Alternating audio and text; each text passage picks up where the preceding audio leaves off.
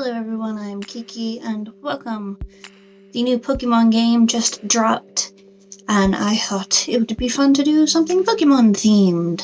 I know a lot of people, there's been a lot of mixed emotions during all the announcements and stuff, mainly revolving around the national decks.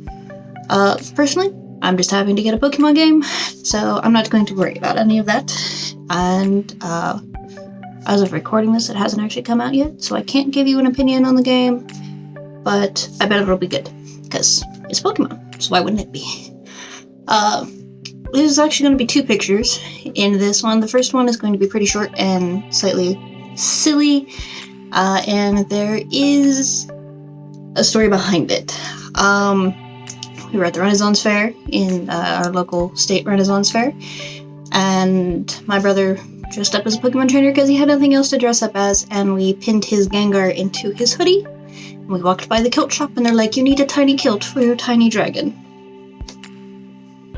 So we got a tiny kilt for the tiny dragon. Isn't it adorable? He's so cute. So then he was walking around with a Gengar in his hood that was Scottish. So I figured it was appropriate, since the Galar region is sort of Scotland and England themed-ish, to draw Gengar in a kilt. So that's the first silly bit. And then from there I decided that it would be fun to actually take the idea of my brother being a trainer and make it a full picture with his team from Emerald, which is the last generation. He actually played the only Pokemon that wasn't in that game is going to be the bird Pokemon, because he couldn't remember which bird Pokemon he had, and I'm like, well, what about this Pokemon? It's like from X and Y. He's like, oh, he's cool, so I put him in there. So I hope you enjoy the silly picture and then the more involved picture, and then maybe I'll get his reaction at the end onwards. So like I said, the beginning of this is just a short little silly thing of me putting Gengar in a kilt, and then I put the little Scottish hat on him, Haunter and Ghastly, because why not? And I didn't think about it till after I was done. Well, actually, that's not true. I'd thought about it while I was at work, and then by the time I got to doing the picture, I'd completely forgotten about it. And then I showed my brother. He's like, you should have had him holding, like, a stein. I'm like, I should have. And then I didn't. I mean, technically I could fix it and put one in his hand, but it is what it is. But yeah, so that's just what the first little silly thing is that I wanted to share with you, but it wasn't. I didn't think it was quite enough to just be a video on its own. And then, as for my brother as a trainer, it was mostly just based on what he generally wears as a person. He, like me, tends to wear much darker clothing. He has several pair of trip pants, which, if you don't know what they are, they're these really baggy kind of pants with, like, buckles and straps on them that people wear when they would, like, shuffle, if you remember when shuffling was a really big thing.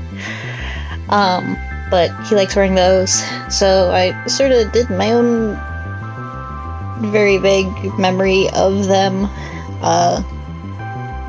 And then he has a leather vest, which I think I actually bought him for Christmas one year. And then just generally he wears dark colored hoodies. And yeah, that's just basically what he wears, generally. And the bag is just like the general trainer bag. He doesn't actually have a bag like that. But as I said, the Pokemon on the team are his Emerald team, except for the bird. I could find his old Emerald game. I know where the game is. It's just slightly buried. So I don't feel like pulling it out. We're pretty sure he had a Pidgeot on his team, but I was like, here's this dude, and I showed him Talonflame. He's like, okay. So he has a Talonflame. I had thought about just making him like one of the generic trainers where they only have one type of Pokemon, but he doesn't do that, so it didn't make sense to do that. So I just went with his actual team, aside from the trade out for Talonflame. But yeah, Gengar is like pretty much his most favoritist of favorites Pokemon, followed very closely by Typhlosion and Ariados then after.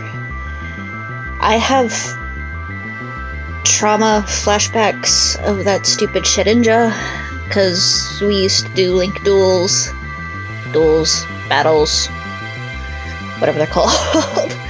And I hated that stupid Shedinja. I hated that. I have war flashbacks of the Shedinja. It used to kill my team all the time. And yeah, so I tried to get them all the sizes they were supposed to be. The problem with that is to have Sableye be the size he's supposed to be, which is not even 2 feet big, he'd pretty much not be seen in the picture.